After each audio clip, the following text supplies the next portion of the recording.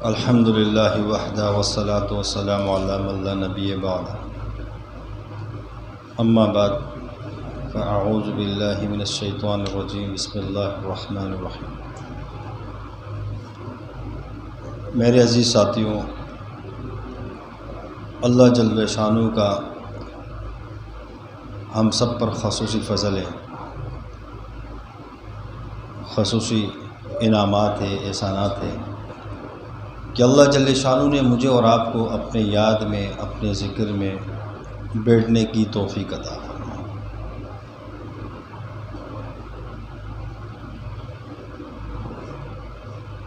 میرے محترم ساتھیوں، قرآن کریم میں اللہ جل شانہ ارشاد فرماتے ہیں مفہوم اس طرح سے کہ اللہ کا ذکر یہ بہت بڑی چیز ہے،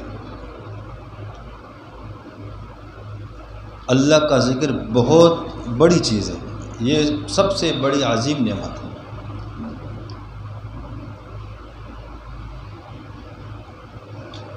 ذکر ایسی چیز ہے اللہ کی کہ ذکر کے ساتھ اللہ جل شانہ کے وعدے ہیں، انعامات ہیں۔ میں نے اور آپ نے ذکر کو بہت معمولی سمجھا ہے، بہت ہلکا سمجھا ہے۔ ذکر سے ہٹ کر جتنی عبادتیں ہیں جو فرائض کے درجے میں ہیں، واجبات کے درجے میں ہیں، سنت کے درجے میں ہیں۔ میرے محترم ساتھیوں، نماز ہم سب پر فرض عین ہے، ہر ایمان والے پر نماز فرض عین ہے۔ نماز معاف نہیں ہے، نہ بیماری کی حالت میں، نہ صحت کی حالت میں، کسی حال میں نماز معاف نہیں۔ ہر عاقل بالغ پر نماز فرض ہے۔ نماز کسی نبی کے لیے معاف نہیں ہے، کسی شیخ الحدیث کے لیے معاف نہیں ہے، اور اللہ کے کسی نبی کے لیے بھی معاف نہیں ہے۔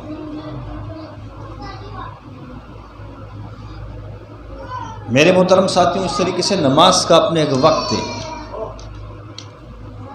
جب وہ وقت نکل جاتا ہے تو اس کی قضا کرنی پڑتی ہے، یعنی نماز ہم پر فرض ہے۔ اس طریقے سے رمضان المبارک کا جو مہینہ ہے اس پورے مہینے کے روزے ہم پر فرض ہیں۔ جو صاحب نصاب ہو اس پر حج فرض ہے، صاحب نصاب پر زکوٰۃ فرض ہے، لیکن اللہ کا ذکر ایسا ہے جو فرض نہیں، نفلی عبادت ہے، کسی بھی وقت کر سکتے ہیں، نہ عمر کی قید، نہ نصاب کی قید، نہ وقت کی قید، یعنی نہ وقت کا تعین، نہ نصاب کا تعین، کسی چیز کا تعین نہیں۔ وضو کے ساتھ کرو تو اور اچھا ہے، درجے بڑھ جاتے ہیں، بغیر وضو کرو تب بھی کوئی قید نہیں ہے۔ اب ذکر کیا ہے؟ آپ علیہ الصلوۃ والسلام کے پاس ایک صحابی آتے ہیں،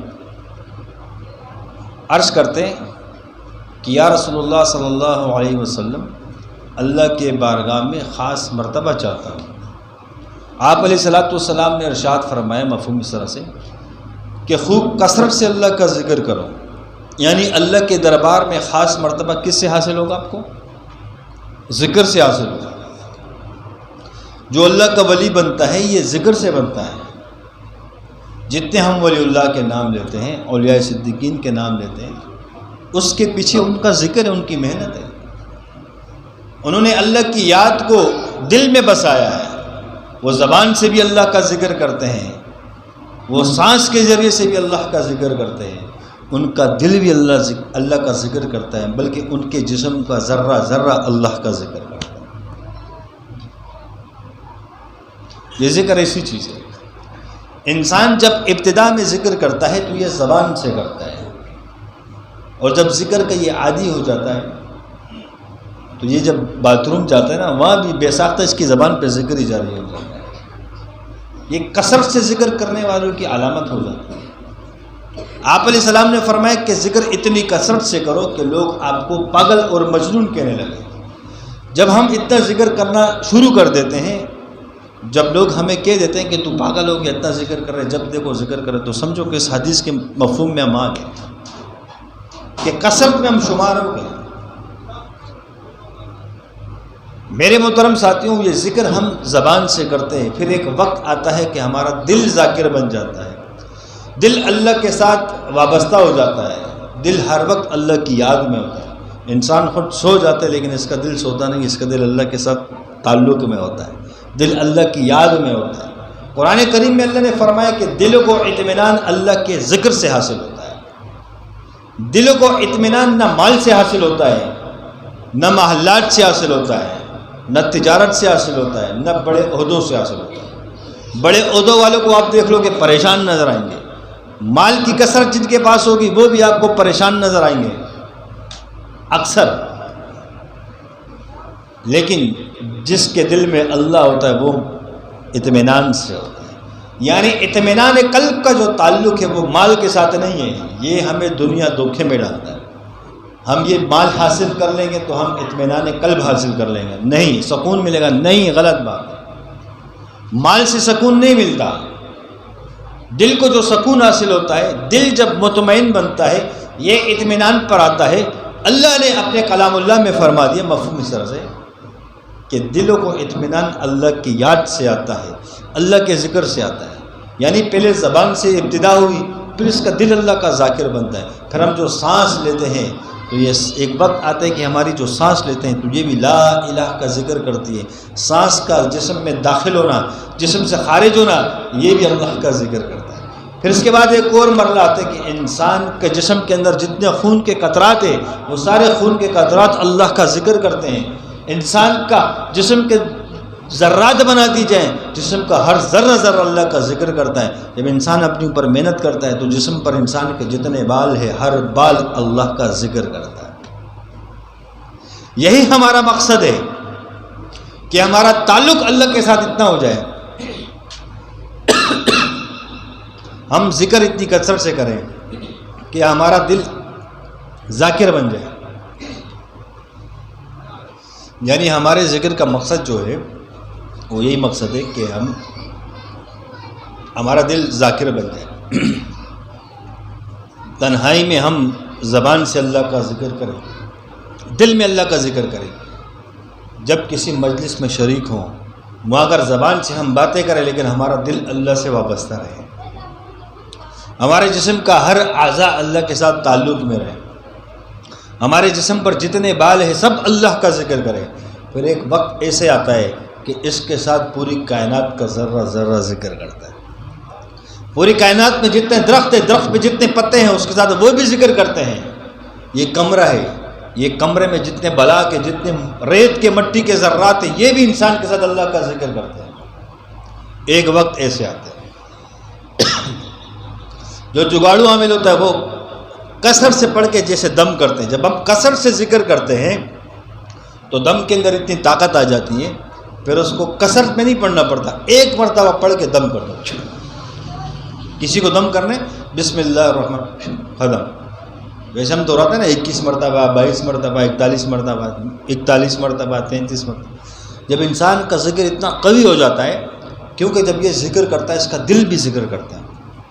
زبان سے ایک مرتبہ یہ کہتے ہیں لفظ اللہ، دل 70,000 مرتبہ کہتے ہیں اللہ۔ جب یہ زبان سے کسی پہ دم کرتے کہتے ہیں اللہ، دل نے کتنی مرتبہ پڑھا؟ تو جب یہ دم اس پہ لگے گا مریض پہ تو اللہ اس کو ٹھیک کر دیتا ہے۔ میرے محترم ساتھیوں، اسی پر آنا ہے کہ ہمارا دل اللہ کے ساتھ وابستہ ہو جائے، ہمارے جسم کا رواں رواں، جسم کا ذرہ ذرہ اللہ کا ذکر ہمارے خون ورید شریانوں میں جاری و ساری ہو جائے۔ اس کی مشق کرنی ہے، اسی لیے ہم سے فیض و نور کرائی جاتی ہے کہ چلتے پھرتے ہم اتنا ذکر کریں کہ ہمارا جسم ذکر پہ آ جائے، ہمارے جسم کا ذرہ ذرہ ذاکر بن جائے۔ میرے محترم ساتھیوں، ذکر ایسی چیز ہے کہ ذکر کی وجہ سے اللہ کی مدد فوراً حاصل ہوتی ہے۔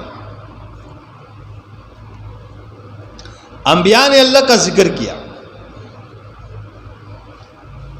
نبی نے کس کا ذکر کیا؟ ہر نبی نے اللہ کا ذکر کیا۔ آدم علیہ السلام کی دعا دیکھو ذکر ہے، جس کی برکت سے اماں حوا سے اللہ نے ملاقات کرائی، ذکر کیا۔ ابراہیم علیہ السلام کو آگ میں ڈالا، حسبنا اللہ و نعم الوکیل کا ذکر کیا۔ 40 دن آگ میں رہے، اللہ نے آگ کو گل گلزار بنا دیا ذکر کی برکت سے۔ یونس علیہ السلام مچھلی کے پیٹ میں چلے گئے، مچھلی نے نگل لیا، پیٹ کے اندر کیا ذکر شروع کیا، لا الہ الا انت سبحانک انی کنت من الظالمین۔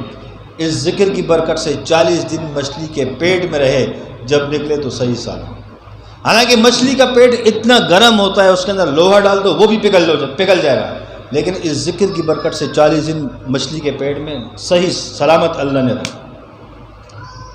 آپ علیہ السلام ہجرت کا وقت آیا، ہجرت کرنے نکلے، کفار نے چاروں طرف سے محاصرہ کیا ہوا تھا، مسلح تھے۔ آپ علیہ السلام نے سورۃ یاسین کی آیات پڑھی، مٹی پر دم کی، یوں پھینکی، اللہ نے ان کو اندھا کر دیا، ان کے بیچ میں سے نکل گئے۔ کس کی وجہ سے؟ کیا پڑھا؟ ذکر کیا۔ میدان بدر قائم ہوا، آپ علیہ السلام نے صحابہ سے مشورہ کیا، اس کے اندر کیا ذکر کیا؟ آپ علیہ السلام نے ذکر کیا، یا حی یا قیوم برحمتک استغیث۔ اس ذکر کی برکت سے اللہ نے مدد بھیجی۔ اللہ نے فرمایا میرے محبوب 500 فرشتے بھیج رہا ہوں، 1000 فرشتے بھیج رہا ہوں، 2000 فرشتے بھیج رہا ہوں، 5000 فرشتے بھیج رہا ہوں۔ پھر اللہ نے فرمایا میرے محبوب پریشان نہ ہو، آپ کرب خود لڑنے آ، ان کافروں سے۔ ذکر کی برکت سے اللہ جل شانہ نے جو انبیاء کو صحیفے دیے، جو آسمانی کتابیں نازل ہوئی، جو کتابیں دیے ہیں، وہ ذکر کی برکت سے دیے۔ ہر نبی سے اللہ نے 40 دن ذکر کروایا، کہا میرے لیے 40 دن خاص کرو۔ اس کے بعد اللہ نے کتاب نازل کرنا شروع کر دی، صحیفے دینا شروع کر دیے۔ موسیٰ علیہ السلام کو اللہ نے فرمایا جاؤ طور پہ آؤ۔ موسیٰ علیہ السلام 40 دن طور پہ گئے، وہاں 40 دن کا چلہ کیا، ذکر کیا، اللہ نے کتاب دے دی۔ اب آپ علیہ السلام نے کیا کیا؟ میرے محبوب نے کیا کیا؟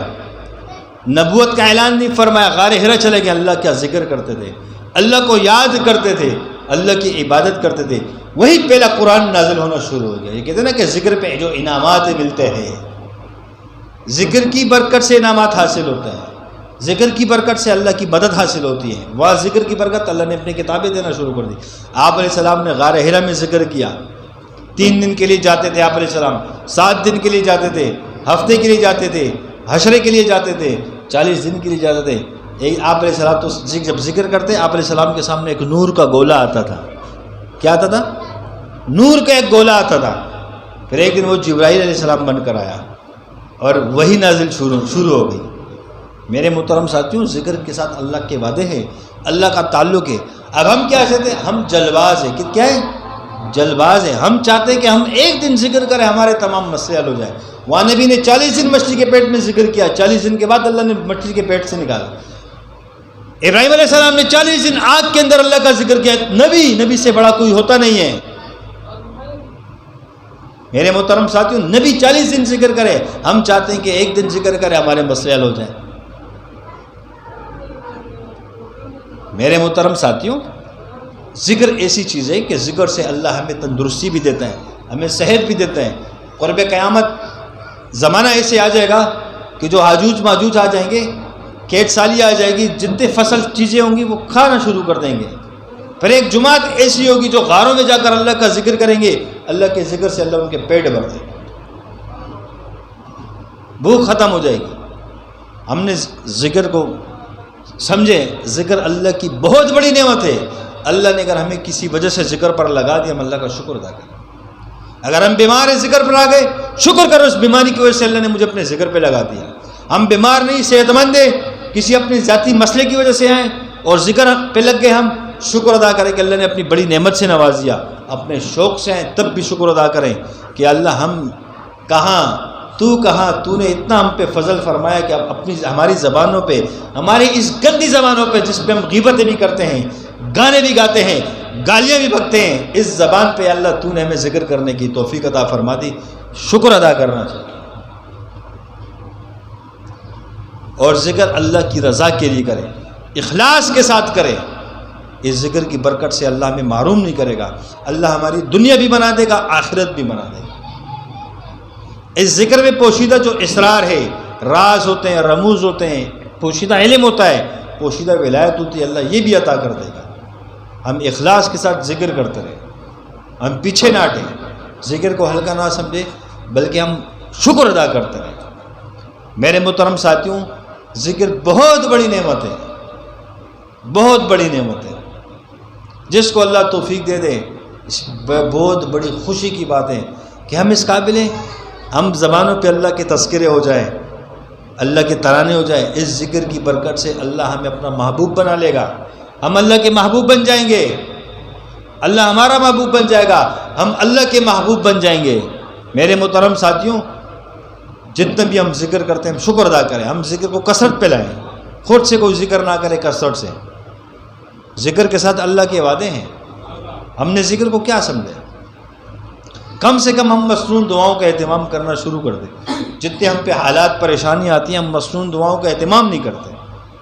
جب ہم مصنون دعاؤں کا اہتمام کریں گے اللہ ہماری پریشانیوں کو ختم فرما دیں گے۔ آج امت پر جو حال ہے، امت پریشان ہے، اس کی وجہ کیا ہے؟ اس کی وجہ یہ ہے کہ ہمارے گھروں میں ماحول کہاں سے کہاں چلا گیا۔ پہلے لوگ گھر میں چوری کرنے آتے، جب وہ دیوار پر چڑھتا اور اندر پھلانگنے کی کوشش کرتا، جیسے دیوار پہ چڑھتا اس کے کانوں میں قرآن کریم کی تلاوت کی آواز آتی، اللہ کے کلام کی آواز آتی، اللہ کے ذکر کی آواز آتی، وہ فوراً اللہ کی طرف متوجہ ہو جاتا کہ اللہ میں تو اس گھر میں چوری کرنے کے لیے آیا ہوں، یا تو اللہ کے کلام کی تلاوت کی جا رہی ہے۔ وہ اسی ٹائم پہ توبہ کرتا اور اس کی زندگی نیک بن جاتی، یعنی اس گھروں میں تلاوت ہوتی۔ آج ہمارے گھروں میں تلاوت نہیں ہے، ذکر اذکار نہیں ہے، ہمارے سامنے چور آتے چوری کر کے چلائے، گھروں میں بے برکتیاں ہو گئی۔ گھروں میں فرشتے کہاں سے آئیں گے؟ فرشتے تو اللہ کے ذکر کے ساتھ آتے ہیں، قرآن کریم کی تلاوت سے آتے ہیں۔ ہمارے گھروں میں جب تلاوتیں شروع ہو جائیں گی، ذکر اذکار کا ماحول شروع ہو جائے گا، شیاطین بھاگنا شروع ہو جائیں گے اور فرشتے نازل ہونا شروع ہو جائیں گے۔ میرے محترم ساتھیوں، ذکر کی کتنی طاقت ہے۔ ہم مریض کو کہتے ہیں نا کہ 1000 مرتبہ بسم اللہ پڑھو، اب 1 مرتبہ بسم اللہ پڑھنے کی کیا طاقت ہے؟ کیا طاقت ہے؟ اندازہ ہے ہمیں؟ حدیث کا مفہوم ہے جب ہم کھانا کھانا شروع کرتے ہیں ہمارے ساتھ شیطان بھی بیٹھ جاتے ہیں، وہ بھی کھانا شروع کر دیتے ہیں۔ جب ہم 1 مرتبہ پڑھتے ہیں بسم اللہ، ایک فرشتہ آتا ہے شیطان کو اٹھا کے لے جاتا ہے اور شیطان الٹی کر لیتا ہے، کھانے کو سارا الٹی کر لیتا ہے اور شیطان کو فرشتہ آ کر بھگا دیتا ہے۔ آپ نے 1 مرتبہ بسم اللہ پڑھا، 1 مرتبہ پڑھنے پہ اللہ نے فرشتے کو بھیجا، اس نے تیرے کھانے سے شیطان کو ہٹا دیا۔ جب مریض کو ہم 1000 دے دیں تو پھر اس کا فائدہ ہوگا کہ نہیں ہوگا؟ فائدہ نہیں ہوتا، وہ یقین سے نہیں پڑھتا۔ یقین سے پڑھنا شروع کرو، اللہ کا کلام ہے، منٹوں میں فائدہ ہونا شروع ہو جائے گا، منٹوں میں۔ یہ سارا معاملہ یقین کا ہے۔ جو یقین کی راہ پر چل پڑے انہیں منزلوں نے پناہ دی، جو وسوسوں میں پڑ گئے وہ قدم قدم پر بہک گئے۔ میرے محترم ساتھیوں، یہ 1 مرتبہ بسم اللہ کی طاقت ہے۔ کتنی مرتبہ؟ 1 مرتبہ۔ حدیث کا مفہوم ہے کہ جب آپ سوتے ہو 1 مرتبہ آیت الکرسی پڑھ لو، اللہ ایک فرشتوں کو بھیجتا ہے جو تمہارے سر کے پاس کھڑا ہو جاتا ہے، آپ کی حفاظت کرتا ہے۔ اب 1 مرتبہ پڑھا، اللہ نے فرشتہ بھیج دیا۔ 2 مرتبہ پڑھا، 2 فرشتے اللہ نے بھیجے، ایک آپ کے سر پہ کھڑے ہو کے حفاظت کر رہے، ایک پورے گھر کی کر رہے۔ آپ نے 3 مرتبہ آیت الکرسی پڑھی، سو گئے، اللہ نے 3 فرشتے بھیجے، ایک آپ کے سر کھڑا ہوا، ایک پورے گھر کی حفاظت کر رہے اور ایک پورے محلے کی کر رہے۔ میرے محترم ساتھیوں، ہم نے دعاؤں کا اہتمام چھوڑ دیا ہے، مسنون اعمال کو کرنا چھوڑ دیا۔ باتھ روم جاؤ، باتھ روم میں داخل ہونے کی دعا پڑھو، شیطان کی رہنے کی جگہ باتھ روم ہے۔ ہمارے گھروں میں ہم نے اٹیچ باتھ روم بنائے ہوئے ہیں، تو شیطانوں کو تو ہم نے خود رستہ دیا، آ جاؤ ہمارے گھروں میں۔ یہ جادو صرف انسان نہیں کرتا، جنات بھی جادو کرتے ہیں، جناتوں میں بھی جادوگر ہوتے ہیں، جادو میں بھی تو یہی شیطان کام کرتے، خبیث، یہی شیطان ہمارے گھروں میں رہتے ہیں۔ ہم نے خود ان کو راستے دیے ہوئے، باتھ روموں کے دروازے ہمارے کھلے ہوتے ہیں، بسم اللہ ہم پڑھتے نہیں ہیں، سلام ہم گھر میں داخل ہو کے کرتے نہیں ہیں، آیت الکرسی ہم پڑھتے نہیں ہیں، وہ شیطان ہم پہ سوار ہو جاتے ہیں۔ پھر کہتے ہیں کہ فلاں نے کرا دیا، فلاں نے نہیں کرایا، کسی کے پاس اتنا ٹائم نہیں کہ کسی پہ جادو کر دے۔ ہم نے خود شیطان کو راستے دیے کہ آ جا اور ہم پر مسلط ہو۔ یہ کیوں دعائیں سکھائی آپ علیہ الصلوۃ والسلام نے؟ نقصان سے بچنے کے لیے۔ غسل باتھ روم جام اپنی حاجت کے لیے جاتے ہیں، وہاں شیطان کی رہنے کی جگہ ہوتی ہے۔ آپ علیہ السلام نے دعا سکھائی ہے، جب حاجت کرو یہ دعا پڑھ لو۔ جب دعا پڑھتے ہیں آپ کے ارد گرد نور سے اللہ دیوار کھڑی کر دیتا ہے، آپ شیطان کو نظر نہیں آتے ہو، آپ پر وہ حملہ نہیں کرتا۔ بعض گھروں کے اندر یہ مسائل یہی ہوتے ہیں، گھر باتھ روم میں ہم جاتے ہیں دعائیں پڑھتے نہیں، وہیں سے ہمارے ساتھ شیاطین مسلط ہو جاتے ہیں۔ بعد میں طبیعتیں خراب ہونا شروع ہو جاتی ہیں، پھر ہم کہتے ہیں کہ فلاں نے کروا دیا، فلاں نے کروا دیا۔ بھائی فلاں کے پاس اتنا ٹائم نہیں، کوئی پاگل کا بچہ ہے اس مہنگائی کے دور میں کسی کے جادوگر کے پاس جائے گا، اس کو پیسے دے گا کہ اس پہ جادو کر۔ عقل تھوڑا استعمال کریں ہم۔ یہ شیطان ہوتا ہے، شیطان انسان کا دشمن ہے۔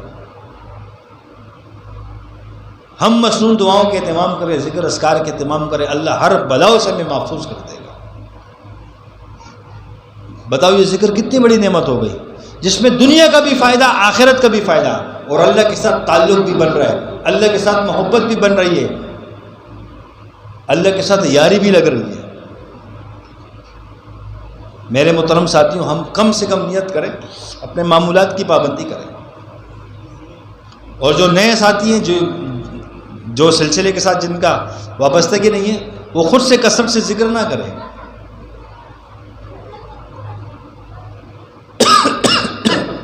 ذکر کا شوق ہو، کسی صاحب نسبت سے اجازت لے کے کثرت سے ذکر کریں۔ انشاءاللہ ہم کوشش کریں گے نا۔ کون کون ساتھی کوشش کرے گا کہ میں مسنون دعاؤں کا اہتمام کروں گا، نمازوں کی پابندی کروں گا، اللہ کے ساتھ تعلق بنانے کی فکر کروں گا، اللہ کے ساتھ تعلق جوڑنے کی کوشش کروں گا؟ کریں گے نا کوشش؟ تمام ساتھی 10 مرتبہ آیت الکرسی پڑھ کر دونوں ہاتھوں پہ دم کر کے پورے جسم پر پھیر